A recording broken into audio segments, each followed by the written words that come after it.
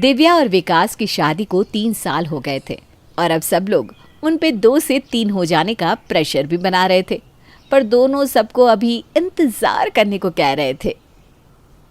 विकास, अब तुम्हारी शादी को 3 साल हो गए हैं। अब तुम्हें अपना परिवार बढ़ाने के बारे में सोचना चाहिए बेटा। माँ, अब तुम भी बाकी रिश्तेदारों की तरफ प्लीज शुरू मत हो जाओ। दिव्या और मैंने कहा ना, हम अभी तैयार नहीं हैं। सही वक्त आने पर सब हो जाएगा। अरे सही वक्त ही है अभी। ओ राम मामा की बहू को देखो, अभी 1 साल ही हुआ था शादी को, अब माँ भी बनने वाली है। अरे मुझे कब तुम दोनों दादी बनने का सुख दोगे?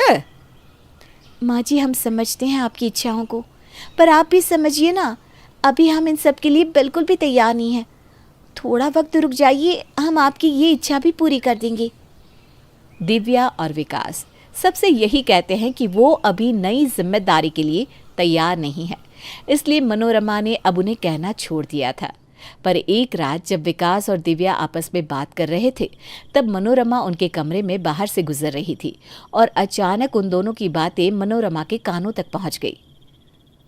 नहीं, अभी ये समय सही नहीं है उनको बताने का। हमें थोड़ा इंतज़ार करना चाहिए। हाँ, तुम सही कह रहे हो। पहले कंफर्म हो जाए कि ये खबर पक्की है या नहीं, इसके बाद ही हम सबको बताएंगे। हाँ, क्योंकि अभी तक तो हमें भी नहीं पता कि ये खबर सच भी है या नहीं। किसी को बेवजह उम्मीद देने से क्या फ़ायदा। हम भगवान से प्रार्थना करेंगे कि ये खबर सच हो जाए और फिर सबको बताएंगे। मनोरमा ने विकास और दिव्या की सारी बातें सुन ली और वो भी भगवान से प्रार्थना करने लगी कि ये खबर कंफर्म हो जाए। हे भगवान, प्लीज़ इस खबर को झूठा मत जाने देना, ये खबर सच निकले। अगर ये खबर सच निकली तो मैं आपको लड्डू का प्रसाद चढ़ाऊंगी। मैं जानती हूँ बहू और विकास यही सोच रहे हैं कि पहले ये कंफर्म हो जाए कि बहू सच में प्रेग्नेंट है या नहीं, फिर सबको बताएंगे। मैं भी इनसे अभी कुछ नहीं कहूँगी। हाँ, दोनों खुद ही आकर बताएंगे। मनोरमा ऐसे जताने लगी कि जैसे वो कुछ जानती ही नहीं, पर अब वो ये ध्यान रखती थी कि विकास और दिव्या आपस में क्या बात कर रहे हैं, इसलिए वो अक्सर उनकी बातें सुना करती। फाइनली ये कंफर्म हो गया कि हमारे घर एक नया मेहमान आ रहा है। मैं बता नहीं सकता मैं कितना खुश हूँ दिव्या। मैं भी बहुत खुश हूँ, सच में। इतने वक्त से हम सबसे यही कह रहे थे कि हम जिम्मेदारी उठाने को अभी तैयार नहीं हैं, पर अब जब सबको बताएंगे तो सब लोग कितना खुश होंगे, नहीं? माँ तो खुशी से पागल ही हो जाएगी ये खबर सुन के। अब उनके साथ भी खेलने वाला कोई आने वाला है। हाँ, अब माँ जी को अकेला भी नहीं लगेगा, उनका मन इस नए मेहमान के साथ लगा रहेगा। लेकिन सुनो, अभी उनको कुछ मत बताना, हम उन्हें सरप्राइज देंगे, ठीक है? हाँ, पर मुझसे तो ये खुशी छुपाई नहीं जाएगी। फिर भी मैं कोशिश पक्का करूँगी। बाहर खड़ी मनोरमा खुशी से नाच रही थी। तेरा लाख लाख शुक्र है भगवान, तुमने मेरी बात सुन ली। अरे नया मेहमान आने वाला है, कहीं मैं खुशी से पागल ही ना हो जाऊं। मेरा तो नाचने को मन कर रहा है, पर ये दोनों है कि सरप्राइज खेलने में लगे हुए हैं। इतनी बड़ी खुशखबरी मैं अपने तक कैसे छुपा पाऊंगी? पर क्या करूं, इन दोनों के सामने जता भी तो नहीं सकती कुछ। चलो, जहाँ इतना सब्र किया है वहाँ थोड़ा और सही। मनोरमा नए मेहमान की आने की खबर सुनकर खुशी से फूली नहीं समा रही थी, पर विकास और दिव्या को ये बताना नहीं चाहती थी कि उसने उनकी सारी बातें सुन ली है, इसलिए वो उनके सामने कुछ भी ना जानने का दिखावा कर रही थी। पर अब उससे रहा भी नहीं जा रहा था इस खबर को सुनने के बाद। अब क्या करूँ, इतनी खुशी की बात है, अब रहा भी नहीं जा रहा। एक काम करती हूँ, अपनी बहन माया को बता देती हूँ और उसे कहूँगी कि किसी को मत बताना। हाँ, हमारे घर नया मेहमान आने वाला है। ऐसे कैसे खुशी ना बांटूं? मनोरमा ये खुशी संभाल नहीं पा रही थी और उसने अपनी बहन माया को ये खबर दी कि उसके घर जल्द ही नया मेहमान आने वाला है। फिर क्या था, माया ने अपनी ननद को फ़ोन लगाया और इस तरह एक दूसरे के जरिए पूरे परिवार को इस बात का पता लग चुका था। पर इस बात से अनजान विकास और दिव्या अपने सरप्राइज की तैयारी में लगे हुए थे। एक बार जब दोनों बात कर रहे थे और बाहर मनोरमा खड़ी थी। ये देखो, ये मैं नए मेहमान के लिए छोटा सा बेड भी ले आया हूँ। कितना सुंदर है ना। और ये रहे उसके छोटे से कपड़े भी। और हाँ, ये छोटे छोटे सॉक्स भी ले आया मैं। अब ठंडी का वक्त चल रहा है ना। देखो तो जरा कैसे नए मेहमान की आने की तैयारी कर रहे हैं। हाय, मुझसे तो अब इंतज़ार ही नहीं हो रहा। मुझे भी खबर सुना दे तो मैं भी तैयारी में लग जाऊँ।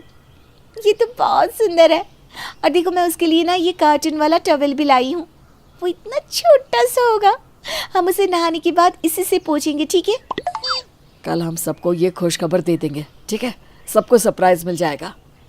विकास और दिव्या ये तय करते हैं कि वो सबको सरप्राइज देंगे, पर मनोरमा का प्लान तो कुछ और ही था। तुम दोनों हम सबको सरप्राइज देने का सोच रहे हो, पर मैंने तुम दोनों के लिए एक सरप्राइज रखा है। मैंने सबको फ़ोन कर दिया है, कल वो सब लोग यहाँ आ जाएंगे और जब तुम दोनों घर आओगे तो सब लोग तुम्हें सरप्राइज देंगे। मैंने तो पालना भी मंगवा के रख दिया है, देखना तुम दोनों खुश हो जाओगे। अरे भाई, आखिर नया मेहमान आने वाला है मेरे घर, मैं कोई कमी नहीं छोड़ने वाली। शाम को विकास और दिव्या के आने के पहले सब लोग मनोरमा के घर आ गए। सब लोग तैयार है ना? वो दोनों जैसे ही आएंगे वैसे ही जोर से चिल्लाना है, कांग्रेचुलेशंस। अरे हाँ, समझ गए हम सब। सुबह से 5वीं बार ये कह रही हो। अरे पहले उनको आने तो दो। हाँ, हमें याद है कि चिल्ला के बधाई देनी है और फूल फेंकने हैं उन पर। देखो शायद वो लोग आ गए। चलो सब लोग तैयार हो जाओ। सब तैयार हो जाते हैं सरप्राइज देने के लिए, और जैसे ही विकास और दिव्या अंदर आते हैं सब लोग चिल्लाते हैं, पर उनके हाथ पे कुछ देखकर चुप हो जाते हैं। आप सब यहाँ क्या कर रहे हैं? हम दोनों तो आपको ही फ़ोन करने वाले थे। अरे वो सब तो ठीक है, पर ये तुम दोनों के हाथ में क्या है, टॉवेल में लपेटे हुए? अरे इसी के बारे में तो बताना था आप सबको। हम कब से आपको बताना चाहते थे इस नए मेहमान के बारे में। इतनी जल्दी नया मेहमान भी आ गया? तेरी बहू तो बड़ी तेज निकली मनोरमा। इतने में नए मेहमान को लेके भी आ गई और तुझे पता भी नहीं चला। हाँ, दुकान से ही तो लेना था ना इसे। हैं? तुम खरीद कर लाए हो नए मेहमान को? हाँ, अब रास्ते से उठाए हुए अच्छे नहीं लगता ना। देखिए ना माँ जी, कितना क्यूट है ये। मनोरमा जैसे ही टॉवेल को हटाती है उसमें से छोटा सा पप्पी निकलता है। ये क्या है, कुत्ते का पिल्ला? यही तो है नया मेहमान इस घर का। मनोरमा के साथ बाकी सब भी सर पे हाथ रखकर बोलते हैं, सत्यानाश। तो आपके घर कौन सा नया मेहमान आ रहा है, हमें कमेंट करके जरूर बताइएगा। सरोज अपनी बेटी आरोही के ससुराल में कुछ दिनों के लिए रहने आती है। उसके ससुराल में सास बरखा, ससुर देवराज, पति चिराग, 4 साल का छोटा बेटा नक्श, जेठानी स्वरा और जेठ प्रतीक होते हैं। अब देखते हैं जब बहू की माँ उसके ससुराल में पधारती है तो क्या क्या होता है। समधन जी, समधी जी, आप दोनों को मेरे यहाँ रहने से कोई दिक्कत तो नहीं है ना? अरे सरोज जी, आप ये कैसी बातें कर रही हो? बहू ने हमें बताया कि कैसे वहाँ आपके मोहल्ले में दिन दहाड़े चोरियाँ हो रही हैं और बीमारियाँ भी फैल रही हैं। आप अकेली रहती हैं और आपकी सलामती और सुरक्षा तो सबसे महत्वपूर्ण है जी। हाँ समदन जी, आप इस घर को अपना ही घर मानिए। और वैसे भी ये सारी समाज की बेतुकी बातें हैं ना, कि एक माँ अपनी लड़की के ससुराल में नहीं जा सकती, उसे शोभा नहीं देता, ये वो। हाँ, आप इसकी बिल्कुल भी फिक्र मत करिएगा। आपका इस घर में स्वागत है आंटी जी। लेकिन तुम थोड़ी ना इस घर की मालकिन हो स्वरा। तो तुम क्यों इतनी महान बनकर मेरा स्वागत कर रही हो? अरे नहीं नहीं मम्मी जी, एक्चुअली इस घर की हर छोटी सी छोटी बात, छोटे से छोटे फैसले सब स्वरा भाभी ही करती हैं। अच्छा अच्छा, ऐसी बात है क्या? बढ़िया है। अब सरोज घर में रहने लगती है और रहते हुए वो देखती है कि स्वरा बहू, आज तुम ही सोच लो क्या बनेगा खाने में, ठीक है? और स्वरा बहू, जरा इन 3 रंगों में से कोई एक चूज करके बताओगे कि कौन सा हमारे घर की दीवारों पर सूट करेगा?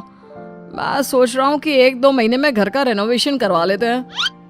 जी, ये पीला रंग काफी सुंदर लग रहा है और हमारे घर में जचेगा भी। स्वरा भाभी जल्दी से मेरा टिफिन पैक कर दो ना प्लीज।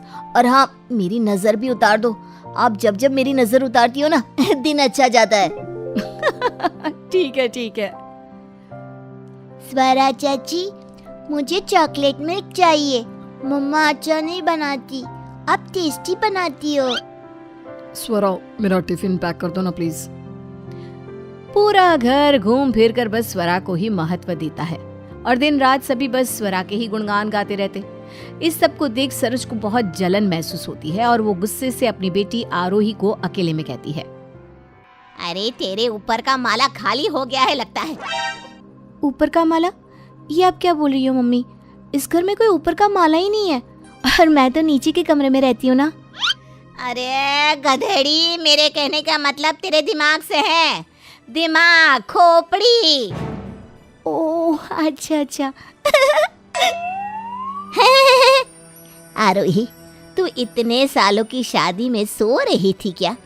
वहाँ तेरी जेठानी ने पूरे घर को अपनी मुट्ठी में कर लिया और तू है कि यहाँ वो सर्कस के जोकरों की तरह खी खी खो करती रहती है। तुझे इस घर में कोई इज्जत नहीं देता। यहाँ तक कि तेरा पति भी भाभी के नाम की माला जपता है और तेरा बेटा वो भी सिर्फ चाची चाची करता रहता है। दिन के 8 पहर सारे फैसले, सारा महत्व सिर्फ और सिर्फ स्वरा को ही मिलता है। तो अब मैं क्या करूं फिर? अरे सोती रहे बस। अरे घन चक्कर, तेरी आंखें कब खुलेगी? जब ये सारे लोग तुझे दूध में से मक्खी की तरह निकाल कर बाहर फेंक देंगे तब। तुझे अपने बच्चे के, अपने पति चिराग के भविष्य के बारे में कुछ पड़ी भी है कि नहीं? ऐसे सिर्फ हाथ पे हाथ धरे रहेगी तो तेरे और तेरे बच्चे के हाथ से कब रेत की तरह प्रॉपर्टी चली जाएगी तुझे खबर भी नहीं पड़ेगी। अपने ससुराल वालों को अपनी ओर कर, अपने पति को अपनी मुट्ठी में रख, वरना बहुत देर हो जाएगी आरोही। हाँ, लेकिन आप बस मुझे डांटती रहोगे या फिर इस सब का कोई सोल्यूशन भी दोगी? कैसे करूँगी मैं अपने ससुराल वालों को अपनी ओर? कैसे मैं चिराग को अपनी फैमिली की माला जपने से रोकूं? How mummy how? अरे तू चिंता मत कर उस सब की। अब तेरी माँ आई है ना तेरे ससुराल में, अब देखना तुझे सब सिखाऊंगी। और अब तो इस खुराना खानदान की बड़ी बहू स्वरा की छुट्टी मैं करा कर ही दम लूंगी। अब सरोज आरोही को उसके ससुराल वालों के खिलाफ भड़काना शुरू कर देती है और रोज उसे नई नई चालें चलना सिखाती है। आरोही भी आंखें बंद कर अपनी माँ के नक्शे कदम पर चलती रहती है। मुझे नहीं पता चिराग, बहुत हुआ तुम्हारा। हर महीने अपनी 70% सैलरी तुम सासू माँ को और ससुर जी को दे देते हो। अरे नक्श के फ्यूचर के बारे में कुछ सोचना है कि नहीं? बस 2 वक्त की रोटी खिलाने से, अच्छे अच्छे कपड़े दिलाने से और घर खर्च देने से सब कुछ नहीं हो जाता। जेठ जी भी तो देते हैं ना पैसे और ससुर जी की भी पेंशन आती है। Why do you worry then? अरे पर आरोही, बस अब पर गया चने की खेत में। मैंने कह दिया सो कह दिया। तुम्हें हमारे बच्चे नक्श की सौगंध। तुम अब से घर में अपनी सैलरी का सिर्फ 30% दोगे और बाकी की सैलरी हम तीनों की होगी। अंडरस्टूड? ठीक है, अब तुम अपने फैसले से टस से मस होने वाली हो नहीं।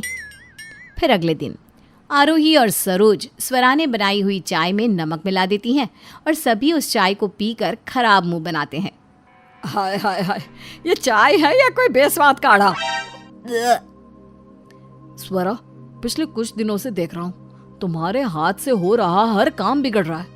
कभी मेरे शर्ट की खराब इस्त्री करती हो, कभी पापा की दवाइयाँ देना भूल जाती हो, माँ का मंदिर में चढ़ाने वाला भोग भी नहीं बनाती सही से। कल मीठे की जगह मिर्च डाल दी और अब चाय में नमक। स्वरा, तुझे अपनी हरकतें सुधारनी होगी। पिछले कुछ दिनों से आरोही बहू कितना अच्छा काम कर रही है और तू है कि गलतियों पे गलतियां किए जा रही है। मुझे माफ कर दीजिए आप सब। मुझे खुद को ही नहीं पता कि ये सब कैसे हो रहा है। मैं तो सब सही सही करती हूँ, लेकिन फिर बाद में क्या, कैसे, कब बिगड़ जाता है पता ही नहीं चलता।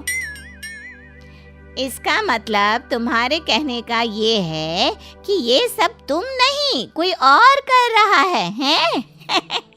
वाह भाई वाह, क्या बहाना है। सही है। स्वरा जो भी करती, सरोज और आरोही उस काम को बिगाड़ देती। रसोई का खाना हो, आंगन के कपड़े हो या घर की सफाई, कभी खाने में कुछ मिलाकर, कभी कोई शोपीस तोड़कर या कोई और चाल चलकर। सरोज और आरोही इस तरह स्वरा को परिवार वालों की नजरों में बुरा बनाने लगते हैं। एक दिन आरोही अपनी सास की नजरों में अच्छा बनने के लिए बरखा के पास तेल की कटोरी लेकर पहुंच जाती है। अरे वाह, आज सूरज कौन सी दिशा से उगा है जो तू मेरे पास आई? उफ़ो सासू माँ, माना कि मैं थोड़ी सी ढीली हूँ कामकाज में, लेकिन फिर भी मुझे इस घर में मौजूद हर एक सदस्य की चिंता रहती है और मैं सबको बहुत प्यार करती हूँ। हाँ, वो अलग बात है कि मैं इतना दिखावा नहीं करती जैसे जेठानी जी करते हैं। अच्छा चलिए वो सब, लाइए मैं आपके घुटनों की मालिश कर दूँ। वाह वाह वाह, चलो अच्छा है।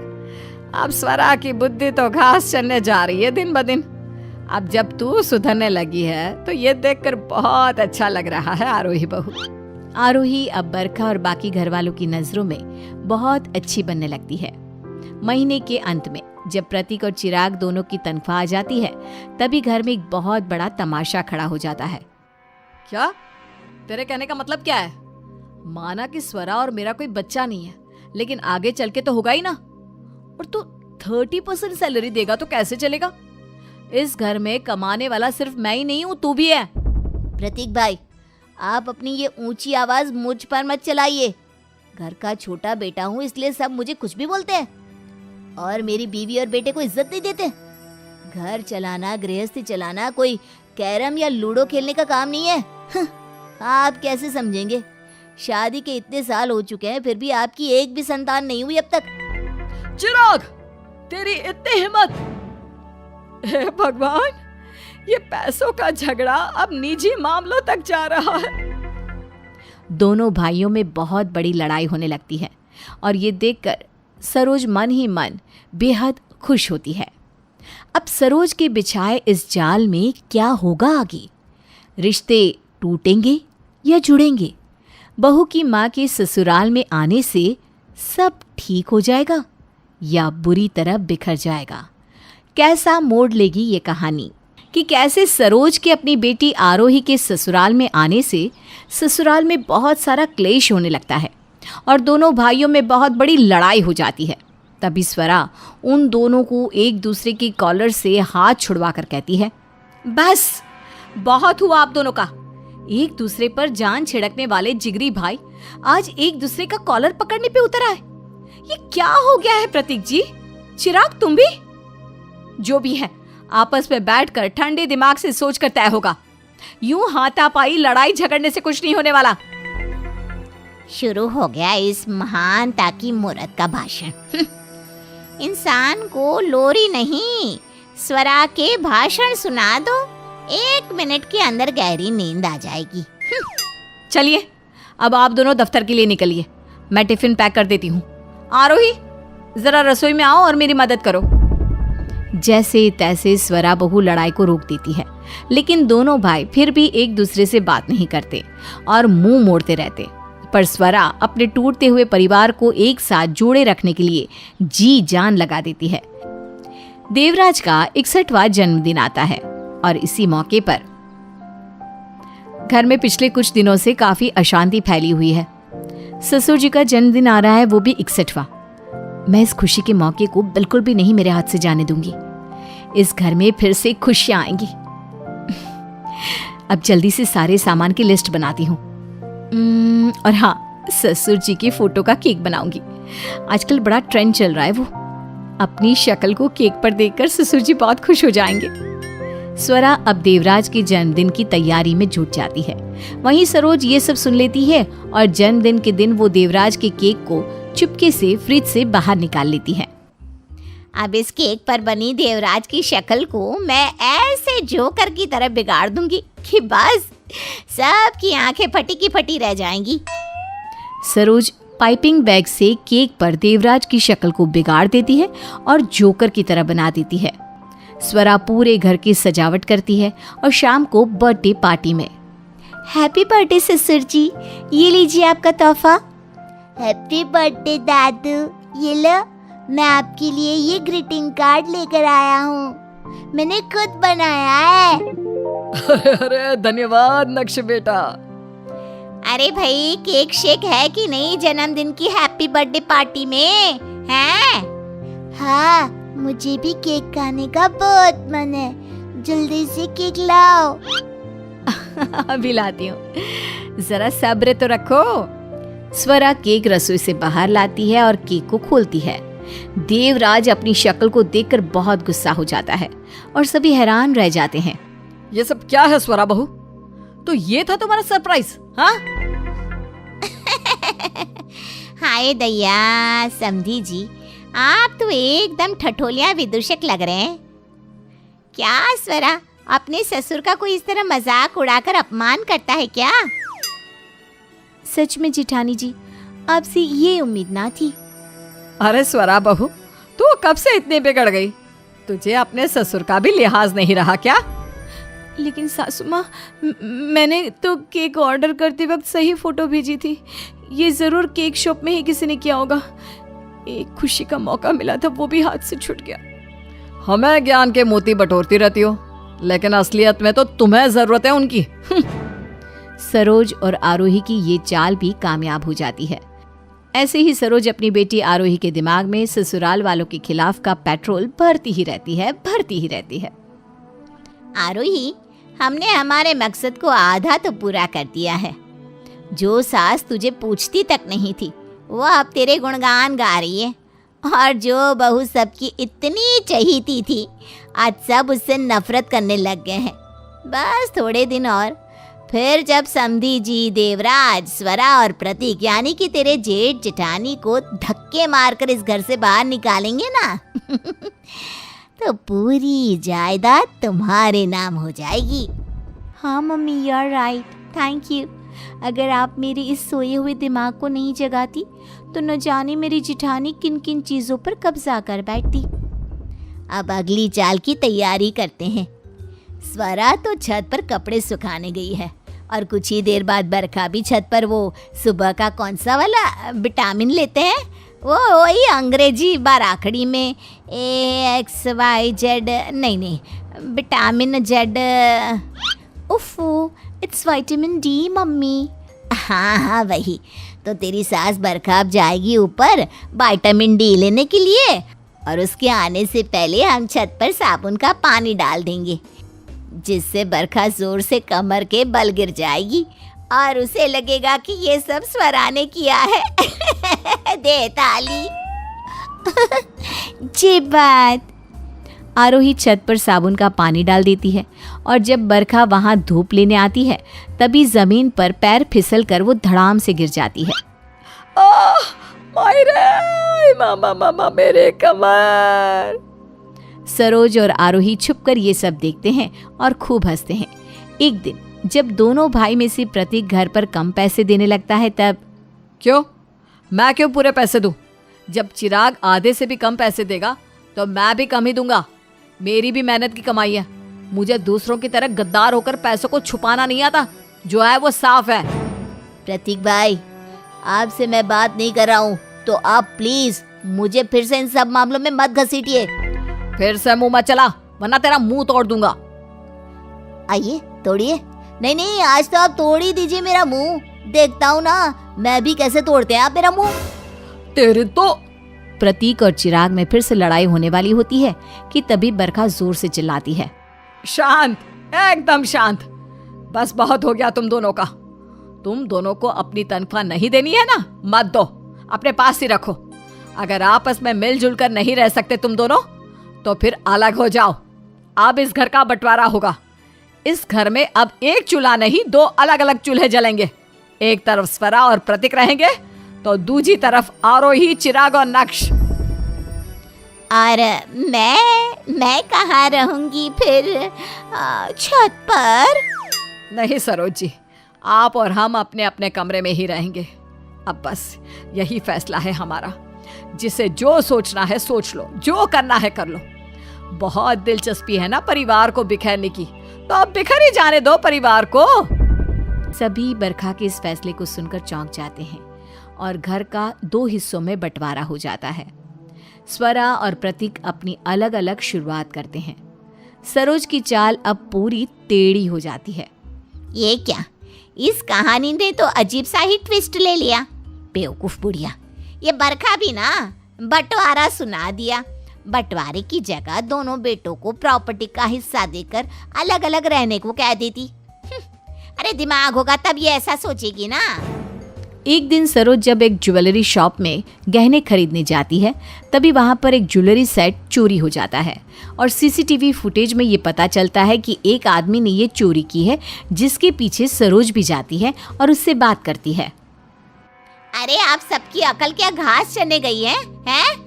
मैंने कहा ना, मुझे एक फोन कॉल आया था इसलिए मैं उस आदमी के पीछे गई थी और मैंने उस आदमी से बात नहीं की। वो खुद ही मुझे बबली नगर का पता पूछ रहा था और मैंने उसे पता बताया, फिर वो चला गया। अरे सीसीटीवी में ये सब कैद हुआ है, लेकिन क्या बातें हुई ये तो नहीं सुनाई दे रही ना।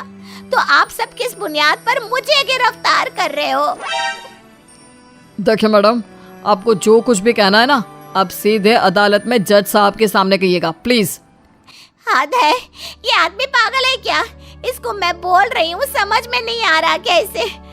चलो अब अदालत में ही फैसला होगा और जब मैं बेगुनाह साबित हो जाऊंगी ना, तो तुझे डंडे से मार मार कर तेरा बैंगन का भरता बना दूंगी। देखियो बस तू। सरोज ने कोई चोरी नहीं की थी। अब वो वकील को ढूंढती है, लेकिन वकील मिलने पर वो पैसे मांगता है। अब मैं मुफ्त में थोड़ी ना आपका केस लड़ूंगा सरोज जी। वैसे भी ज्वेलरी की चोरी हुई है, छोटी मोटी केस है, निपट जाएगी। थोड़ी सी ही रकम है, जल्दी पैसों का इंतजाम कीजिए वरना जेल में डाल दिया जाएगा आपको। कल सुबह कोर्ट की हियरिंग है सरोज जी। हाँ ठीक है, मेरी आरोही बेटी है ना, उसके होते हुए मुझे किसी बात की चिंता नहीं। लेकिन जब सरोज आरोही से पैसे मांगने जाती है तो क्या? नहीं नहीं, मैं तो एक फूटी कोड़ी नहीं दूंगी आपको। मेरे बच्चे का, मेरा और मेरे पति का फ्यूचर है। वाह जी वाह, गलतियां करो आप और उसकी कीमत चुकाए हम। जाइए यहाँ से। तभी स्वरा वहां आती है और वो सरोज को पैसे देती है। लेकिन स्वरा बेटा, तुम क्यों? प्लीज मना मत कीजिए सरोज आंटी, मुझे आप पर पूरा भरोसा है कि आपने कोई चोरी नहीं की है। अब आप जल्दी से जाइए और लॉयर को ये पैसे दे दीजिए, इससे पहले कि देर हो जाए। सरोज की आंखें भर आती हैं और वो स्वरा के गले लगती है और फिर घर से बाहर निकलकर उसे एहसास हो जाता है। जो मैंने अपनी बेटी को सिखाया, आज उसने उसी का रंग दिखा दिया।